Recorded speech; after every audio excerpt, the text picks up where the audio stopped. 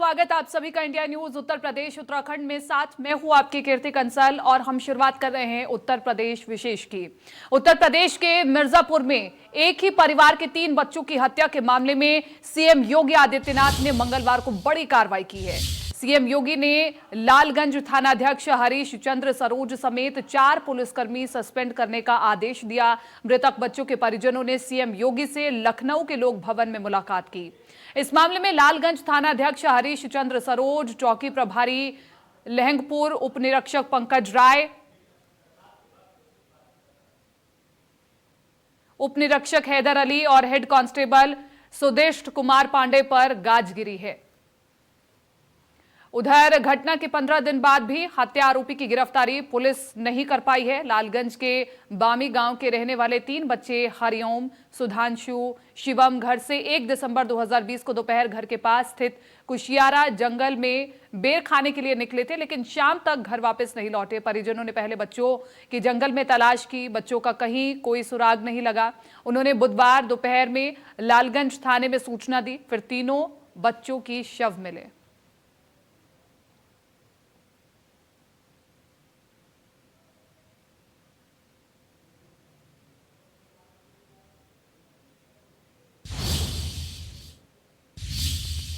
आम आदमी पार्टी के प्रमुख और दिल्ली के मुख्यमंत्री अरविंद केजरीवाल ने ऐलान किया है कि उनकी पार्टी 2022 में उत्तर प्रदेश का विधानसभा चुनाव लड़ेगी।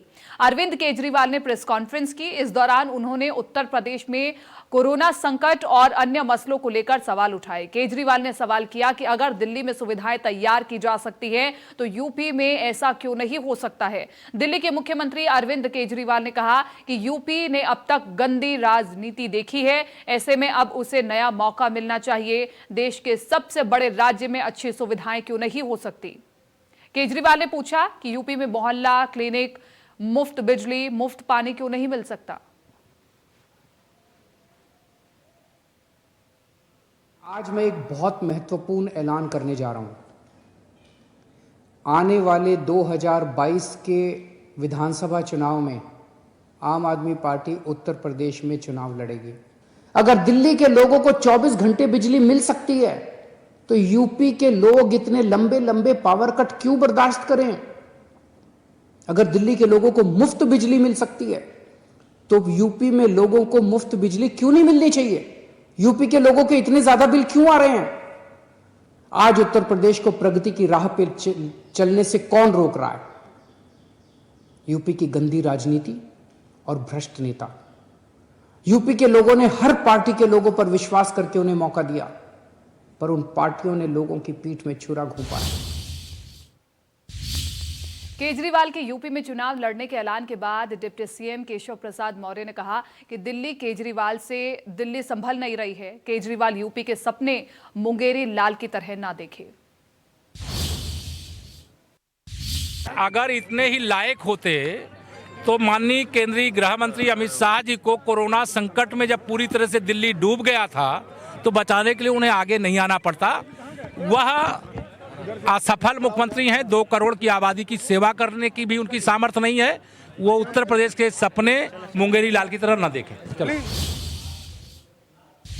केंद्र सरकार की ओर से लाए गए कृषि कानून के खिलाफ एक और किसान लामबंद है तो दूसरी ओर बीजेपी आज से 3 दिनों तक पूरे प्रदेश में किसान सम्मेलन का आयोजन कर रही है। और इसी सिलसिले में डिप्टी सीएम केशव प्रसाद मौर्य वाराणसी में किसान सम्मेलन के जरिए किसानों को कृषि कानूनों से अवगत करवा रहे थे। तो वही विपक्ष पर निशाना साधते हुए उन्होंने कहा कि विपक्ष किसानों के कंधे पर रख करके बंदूक चला रहा है।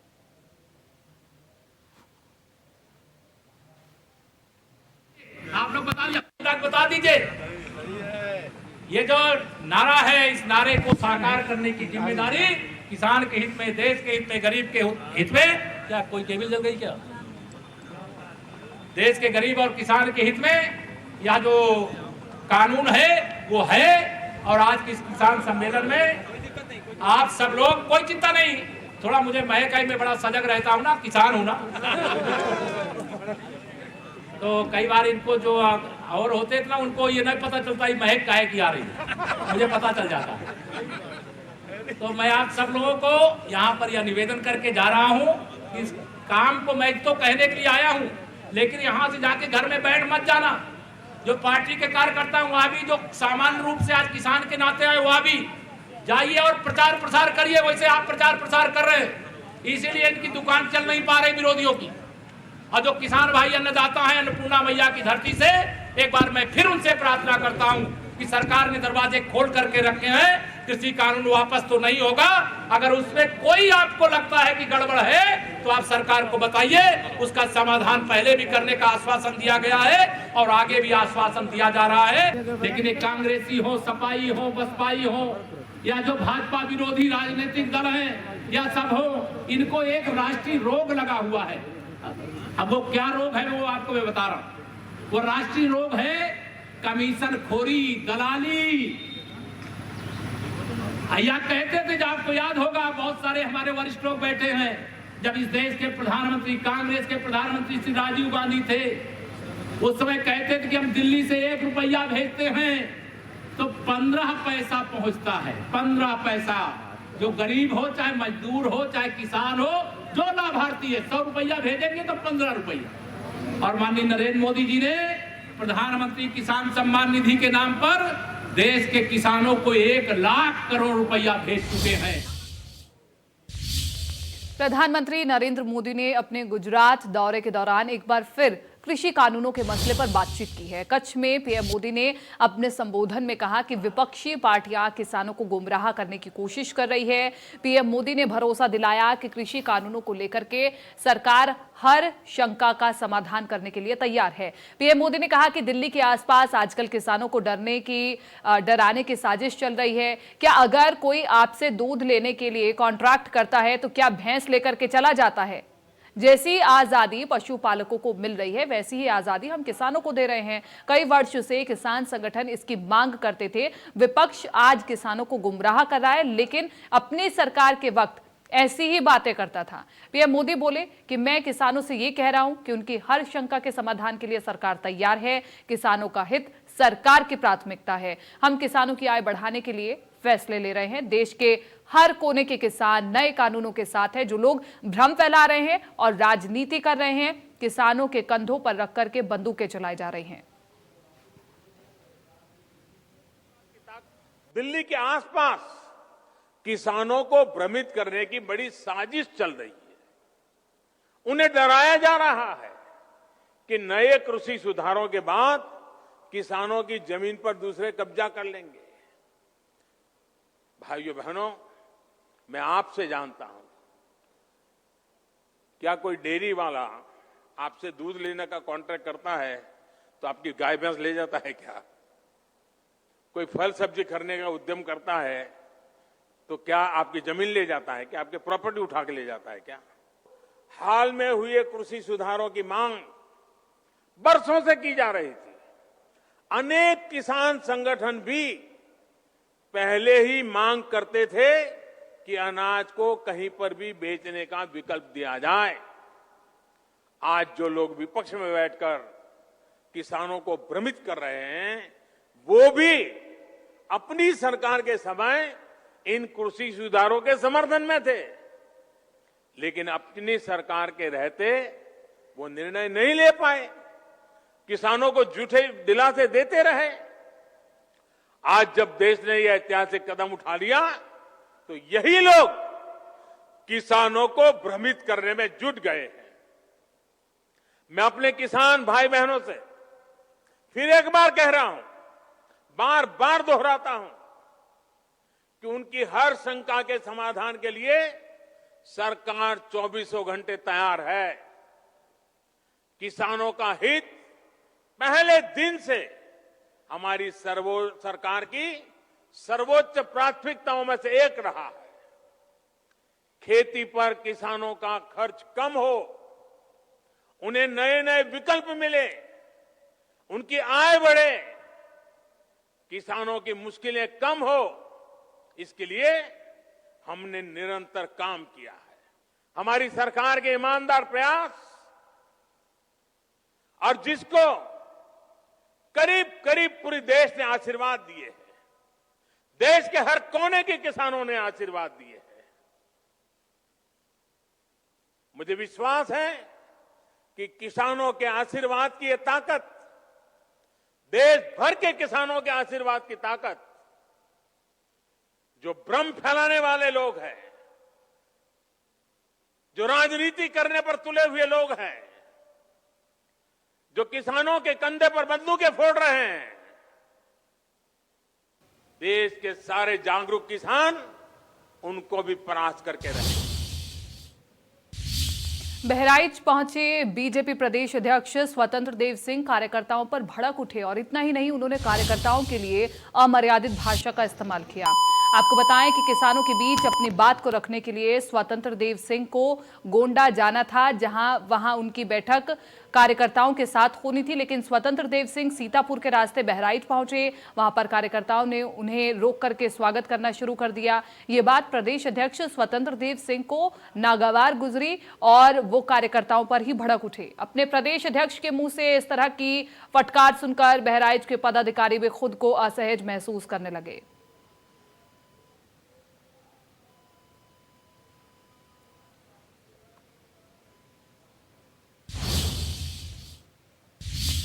समाजवादी पार्टी के विधायक मोहम्मद हाजी रिजवान ने प्रधानमंत्री नरेंद्र मोदी और मुख्यमंत्री योगी आदित्यनाथ को लेकर विवादित बयान दिया। सपा विधायक ने पार्टी कार्यकर्ताओं को संबोधित करते हुए कहा कि एक चाय बेचने वाला है और दूसरा मंदिर का पुजारी है। विधायक रिजवान यही नहीं रुके, उन्होंने आगे कहा कि यहां तक कि दोनों के परिवार नहीं हैं। साथ ही आजम खान की जेलबंदी पर भी योगी सरकार पर निशाना साधते हुए उन्होंने कहा कि समय आने पर पूरा हिसाब लिया जाएगा। आपको बताएं कि रिजवान यूपी की कुंदर की विधानसभा सीट से विधायक है। हम लोग इस लड़ाई में कंधे से कंधा मिलाकर किसानों के साथ आज खड़े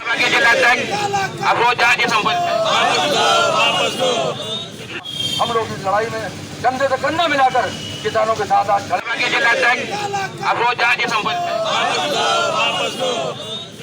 हम लोग इस लड़ाई में कंधे से कंधा मिलाकर किसानों के साथ आज खड़े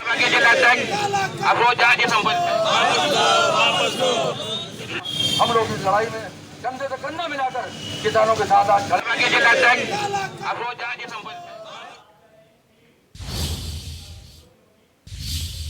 राजधानी लखनऊ में फ्लाईओवर का जाल बिछाया जा रहा है। दावा है कि फ्लाईओवर के निर्माण से लखनऊ में यातायात और भी सुगम हो जाएगा और लखनऊ की तस्वीर और भी बेहतर हो जाएगी। लेकिन जैसे ही हम पहुंचते हैं गोमती नदी के मेहंदी घाट पर तो पाते हैं कि विकास की तस्वीर धुंधली होती जा रही है। फैजुल्लागंज से चौक ठाकुरगंज जाने के लिए करीब 1 लाख आबादी के लिए खस्ता हाल हो चुका बांस बल्ली और पीपे के सहारे बना पुल महत्वपूर्ण रास्ता हो जाता है। क्या है खतरा और क्यों लखनऊ वासियों को करना पड़ता है इसका इस्तेमाल? इंडिया न्यूज संवाददाता खुर्रम निजामी ने मौके का जायजा लिया। देखिए, हम इस वक्त खड़े हैं स्मार्ट सिटी लखनऊ में और इस वक्त मौजूद है स्मार्ट सिटी लखनऊ के मेहंदी घाट पर और इस वक्त हम खड़े हैं पीपे वाले पुल पे। जी हाँ, लखनऊ में पीपे वाला पुल है। पिछले 40 सालों से यानी कि 4 दशक से ये पीपे वाला पुल है और इसमें तकरीबन हर रोज यहाँ हजारों की तादाद में लोग आते जाते हैं। और आप पीपे वाले पुल की हालत देखिए तो आपको समझ में आएगा किस तरीके से ये एक दुर्घटना को आमंत्रित करता है। आप पहले पुल देखिए, कहीं कोई रेलिंग नहीं है। पुल देखिए और जो यहाँ से गुजरता है उसको समझ में नहीं आता है कि उसको और दूसरा रास्ता क्या हो सकता है, क्योंकि अगर दूसरे रास्ते कहीं जाना है आपको तो एक लंबा रास्ता आपको कटना पड़ेगा। और यहाँ तकरीबन रोज यहाँ से लोग गुजरते हैं। किस तरीके से गुजरते हैं आप देखिए यहाँ पर, ये देखिए किस तरीके से, और ये देखिए यहाँ पर जो गुजरते हैं लोग तो किस तरीके से ये हिलता है। यानी कि अगर आप इसके नीचे देखिए तो आपको गोमती पुल दिखाई देगा। आप देखिए कि किस तरह से क्षतिग्रस्त भी हो चुका है और ये देखिए किस तरीके से पूरा पुल जो है हिलता है। और ये जो यहाँ पर जो लकड़ियां लगी हुई हैं ये गवाही दे रही हैं। आप ये देखिए किस तरीके से आदमी पूरा अंदर दाखिल होता है। मैं अंदर दाखिल होता हूँ, आप देखिए किस तरीके से ये अंदर मैं दाखिल हो जा रहा हूँ पुल पर। और इस तरीके से ये पीपे का पुल है। तो आप देख सकते हैं कि मैं थोड़ा सा नीचे जा चुका हूँ। और अगर मैं और दिखाता हूँ कैमरामैन से कि यहाँ पर कितनी बड़ी दुर्घटना कभी भी हो सकती है, लेकिन तब भी लोग यहाँ से रोज गुजरते हैं। ये है स्मार्ट सिटी लखनऊ। कई सरकारी आए और चली गई, लेकिन यहाँ से कुछ जा नहीं पाते। देखिए कितनी मुश्किल से कितनी दिक्कत होती है आप लोग जाने से। बहुत दिक्कत होती है, इतनी दिक्कत होती है कि समझ लो आतड़ी वातड़ी सब बाहर आ जाती है। तो क्यों उधर से निकलते क्यों हैं आप लोग? अब इधर काम है, मकान आदमी लिए बनवा रहे तो आना जाना है। और कोई रास्ता नहीं है? रास्ता पर बहुत दूर से है। ये देखिए हमारे भाई साहब कितने साल से आ जा रहे हैं। रास्ता यहाँ से तो कम 10 किलोमीटर घूम के आदमी जाए। 10 फैजुल्लागंज होके। फैजुल्लागंज जी होकर के। जी। तो वालेकुम। तो ये जो पूरी है यहाँ पर गुजरते हैं, हालत जी। ये खराब है। जी। कई सालों में गुजरते हो आपको यहाँ से? ये कम से कम हम 7 साल तो होगा मैं यहाँ मकान बनवाए हुए नदी उस पार। अच्छा। और उसके बाद में जब से लोग निकल ही रहे हैं, बाकी तब पहले भी आना जाना था। थोड़ा साइड हो जाइए। तो ये है दिक्कत यहाँ पर कि अगर जाना है कहीं दूसरा रास्ते जाएंगे तो लंबा रास्ता घूमना पड़ता है। शॉर्टकट है ये, लेकिन खतरे से खाली नहीं है। नहीं, वो तो खतरे से खाली नहीं, क्योंकि ठेकेदार जो भी है, जो भी ठेका पा होता वो इसमें कुछ लगाता तो है ही नहीं। अच्छा, ये इधर का एरिया क्या है, उधर का एरिया क्या है, क्या कहलाता है? ये एरिया जो आपका इस तरफ का है ये ठाकुर को निकल आता है, और इधर का एरिया फजुल्ला का निकल आता है।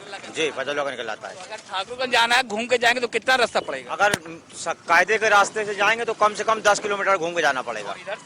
इधर से जाएंगे तो 2.5 किलोमीटर है।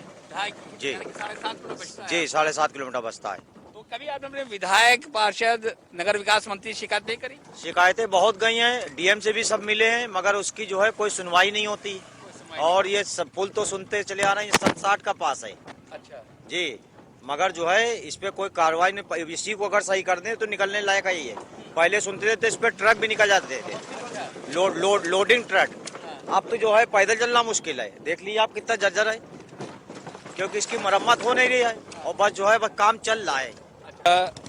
ये वो स्थिति है कि जब पूरे लखनऊ में फ्लाईओवर्स बन रहे हैं, पुल बन रहे हैं, लेकिन यहाँ के लोग शिकायत है कि यहाँ पर एक पैच और दिखाते हैं आपको। ये देखिए, ये और जगह देखते हैं किस तरीके से यहाँ पर खराब हो रही हैं लकड़ियों की। हम बात करें जो यहाँ पर सिपस है, ये देखिए किस तरीके से इसको यहाँ देखा गया। आप देखिए तो ये पूरा देखिए, अगर यहाँ पर रात को चला जाओ और यहाँ पर कोई रेलिंग नहीं है। सबसे बड़ी बात कि कोई रेलिंग नहीं है, रात को बड़ी दुर्घटना हो सकती है। तमाम बच्चे भी गुजरते हैं यहाँ से, औरतें गुजरती हैं, बुजुर्ग गुजरते हैं, तो लेकिन कोई रेलिंग नहीं है। आप देखिए कि अगर खुदा न खास्ता कोई यहाँ से थोड़ा सा नियंत्रित हो जाए तो सीधे गोमती में जा सकता है, और अगर देर शाम को या रात में जाता है तो फिर उसका बचेगा कैसे, ये कहना बड़ा मुश्किल है। लेकिन जो सांसद हैं वो लगातार लखनऊ की तरक्की की बात कर रहे हैं। राजनाथ सिंह जो रक्षा मंत्री भी हैं, वो तमाम फ्लाईओवर्स बना रहे हैं जाम कंजेशन देखते हुए। लेकिन अजीब बात है कि यहाँ पर इस पुल पर किसी की निगाह नहीं जाती है। यहाँ से जो विधायक हैं डॉक्टर नीरज बोरा, वो भी बड़े मुश्किल से यहाँ जीते। अब देखना ये है कि किस तरीके से वो यहाँ का विकास कर पाते हैं, क्योंकि ये जो पुल है मेहंदी घाट पर जो जोड़ता है फैजुल्लागंज और ठाकुरगंज को, ये कब बन पाएगा और कब यहाँ के लोग एक सुरक्षित सफर कर पाएंगे, ये देखने वाली बात होगी। वीडियो जर्नलिस्ट हरिओम के साथ खुर्रम जामी, इंडिया न्यूज लखनऊ। और मेरठ में नगर निगम की नाकामी इस्लामाबाद वार्ड नंबर 71 के लोगों के लिए मुसीबत बन गई है। जलभराव को यहां 7 दिन बीत गए, लेकिन नगर निगम की टीम कुछ कर नहीं पाई है। इलाके की गलियां पानी में डूबी हुई हैं। किसी भी रास्ते से आ जाइए, आपको सड़कों पर पानी ही पानी मिलेगा। नालियों के किनारे गोबर के अंबार लगे हैं। डेयरियों को हटाने का बड़ा दावे करने वाले नगर निगम के अधिकारियों के हर दावे की यहां पर हवा निकलती हुई दिखाई देती है। मेरठ नगर निगम में 90 वार्ड हैं, और उन 90 वार्ड में से वार्ड 71 के जो लोग हैं, इस्लामाबाद इलाका, वो नरकीय जीवन जीने को मजबूर हैं।